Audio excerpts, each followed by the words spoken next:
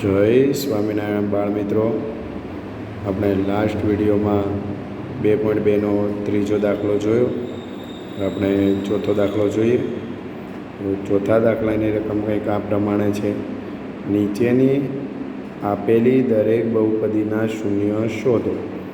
નીચેની આપેલી દરેક બહુપદીના શૂન્યો શોધો. અને એમાં 1 2 3 4 5 6 અને 7 એવા દાખલાઓ આપેલા 7 રકમ છે.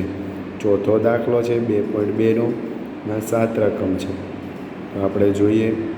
નોંધ અહીં આપેલી છે, જે ખાસ ધ્યાનમાં લો. નોંધ કંઈ દાખલામાં લખવાની જરૂર રહેતી નથી.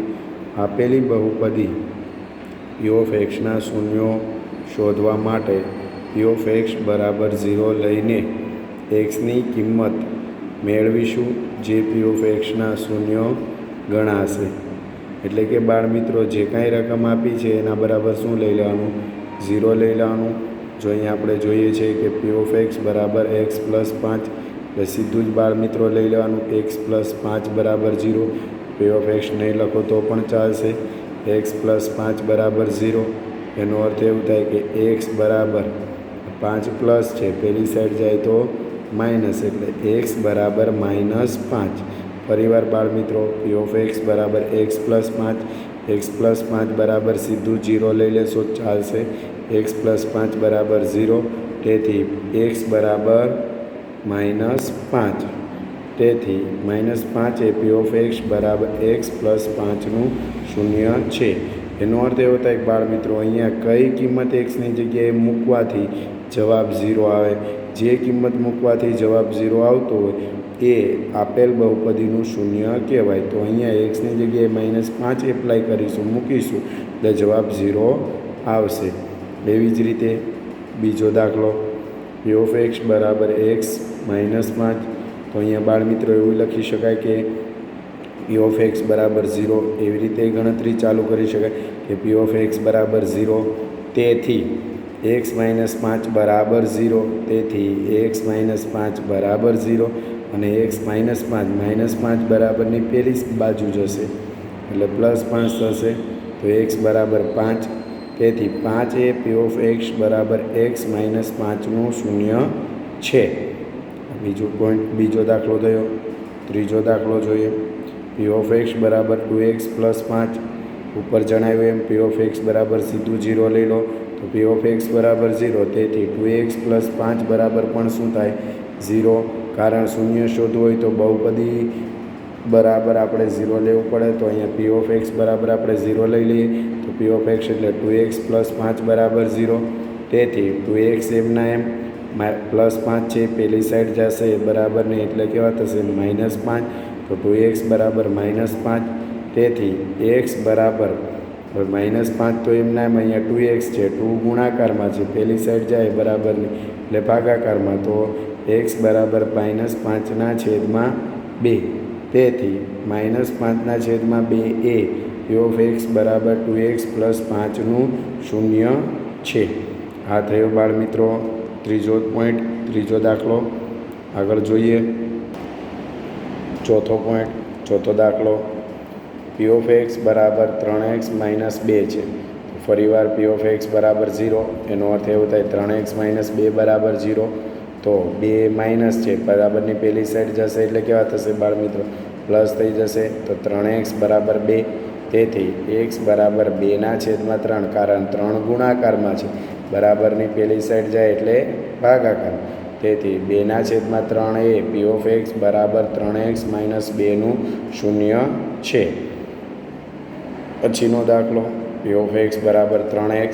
તો પી ઓફ એક્સ બરાબર 0 લઈ લીધું. પી ઓફ એક્સ બરાબર 0, તો 3x બરાબર પણ શું થાય? 0. કારણ પી ઓફ એક્સ બરાબર 0 લઈએ તો 3x, પી ઓફ એક્સ એટલે 3x છે, તો 3x બરાબર પણ શું થશે બાળ મિત્રો? 0. તેથી x બરાબર 0, કારણ 3 છે એ 0ના છેદમાં જશે, પણ 0/3 એટલે બાળ મિત્રો 0 જ આવશે. તેથી 0 એ પી ઓફ એક્સ બરાબર 3xનું શૂન્ય છે. કારણ એક્સની જગ્યાએ જો 0 મૂકો તો જ આનો જવાબ શું આવે? 0 આવે. તો એનું શૂન્ય થશે.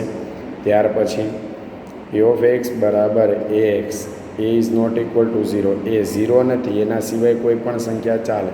તો જો પી ઓફ એક્સ બરાબર 0 તો એ એક્સ બરાબર 0, તેથી એક્સ બરાબર 0ના છેદમાં એ બરાબર 0, કારણ એ છેદમાં આવશે અને 0ના છેદમાં એ થશે, 0ના છેદમાં એ એટલે 0, તેથી 0 એ પી ઓફ એક્સ બરાબર એ એક્સનું શૂન્ય છે.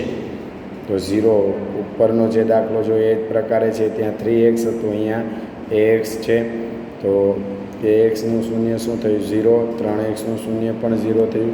આગળનો દાખલો જોયો બાળ મિત્રો.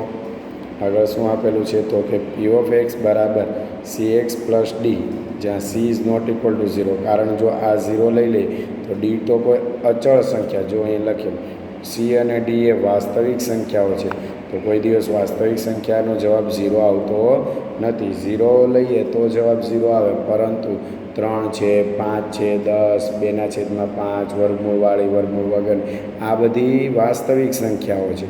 એટલે અહીંયા સી ને ડી એ વાસ્તવિક સંખ્યા છે, પરંતુ સી માટે કન્ડિશન છે કે 0 નહીં લેવાનું. જો તમે સીને 0 મૂકી દેશો તો દાખલાનો કોઈ મતલબ રહેશે નહીં. તેથી પી ઓફ એક્સ બરાબર 0, તો સી એક્સ પ્લસ ડી બરાબર 0.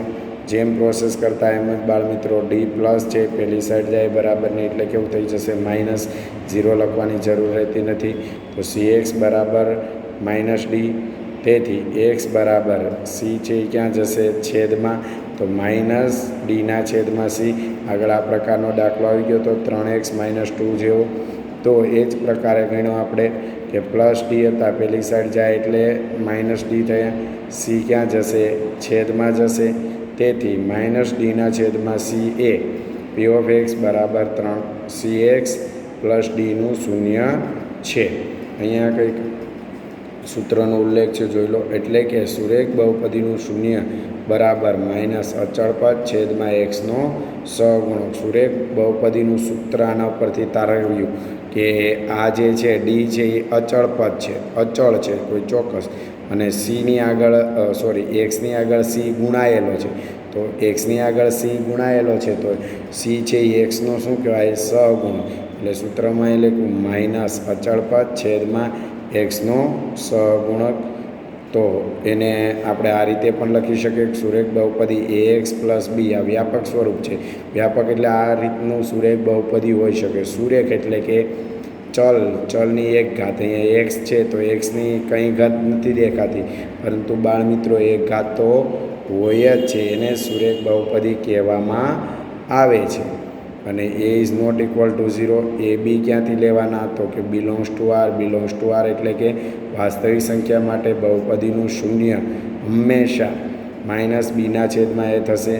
આ સૂત્ર સેમ બાળ મિત્રો 10મા ધોરણના બહુપદી ચેપ્ટરમાં પણ આવશે, ત્યાં પણ બીજું જ ચેપ્ટર છે. તો ખાસ અને ખાસ સુરેખ બહુપદીના શૂન્યનું સૂત્ર માઇનસ બીના છેદમાં એ, કારણ આપણે વ્યાપક સૂત્ર જોયું, વ્યાપક રકમ જોઈ, એના ઉપરથી આપણે સૂત્ર તારવ્યું. તો હવે આના આધારે તમને પ્રેક્ટિસ માટેના થોડા દાખલા આપું છું, જે દાખલાઓ તમારે રફ નોટમાં કરવાના છે. કોઈ પણ બાળ મિત્રોને દાખલામાં સમજ ન પડે અથવા ખ્યાલ ન આવે, જવાબ ના આવે, કોઈ પણ પ્રોબ્લેમ હોય તો એની ટાઈમ મારો સંપર્ક કરી શકો, મને ગ્રુપમાં મેસેજ કરી શકો, જેથી કરીને તમને જે ન આવડતા એ દાખલાનું આપણે સોલ્યુશન મેળવીશું. તો જે પ્રેક્ટિસ માટેના દાખલા છે એ રફ નોટમાં કરવાના, બાકીના જે દાખલા છે એ આપણે તો ફેર નોટમાં કરીએ છીએ. અને બધા મિત્રો લખતા રહેજો, જેથી કરીને આગળ જતાં બહુ પ્રોબ્લેમ ન રહે. અને ખાસ બાળ મિત્રો ખૂબ જ સરળ છે, થોડોક પ્રયત્ન કરવાની જરૂર છે. અને અત્યારે તો તમારી પાસે ઘણો બધો સમય છે કે પ્રેક્ટિસ કરી શકાય. આવા અનેક દાખલાઓ તમારા મિત્રો સાથે શેર કરી જાતે રકમ બનાવીને પણ તમે ગણી શકો છો. તો આ થયા 2.2 માટેના પ્રેક્ટિસ માટેના દાખલા. અહીંયા 2.2 પૂર્ણ થાય છે. અસ્તુ. જય સ્વામિનારાયણ.